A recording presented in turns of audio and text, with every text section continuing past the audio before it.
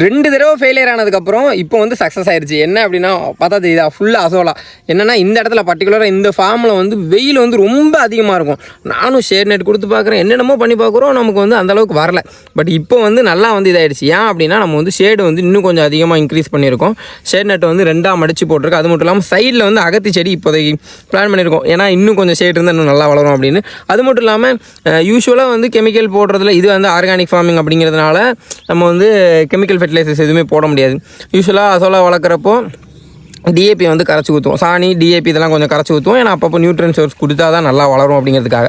But நம்மக்கிட்ட DAP போடக்கூடாது அப்படின்னு நினச்சிட்டே இருக்கும்போது ஹியூமிக் ஆசிட், ஹியூமிக் ஸ்டார்ஸ்லேருந்து வாங்கின அந்த ஹியூமிக் கிரானியூல்ஸ் வந்துட்டு நான் ஒரு கை அள்ளி போட்டேன். ஃபுல்லாக வந்து நல்ல ஈரமாக, இதுக்கு முன்னாடி அந்தளவுக்கு டக்குன்னு வந்து ஒரு மாதிரி கருகி போய்டும் டெம்பரேச்சர் அதிகமாக இருக்கிறதுனால. இன்னொன்று வந்து நல்லா கொஞ்சம் க்ரோத் இருந்தாலும் அதுக்கப்புறம் வந்து நம்ம அந்த பாஸ்பரஸ் சத்து இல்லாததுனால நமக்கு வந்து அந்தளவுக்கு வளர்ச்சியும் இருக்காது.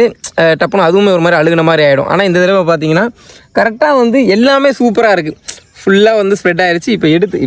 இப்போ கோழிக்கு ஃபீடு போட வேண்டியதான். இப்போ அடுத்து மல்டிப்ளை பண்ணணும். இன்னொரு அந்த சைடு ஒரு இது இருக்குது, ஒரு சின்ன இது ஒன்று இருக்குது.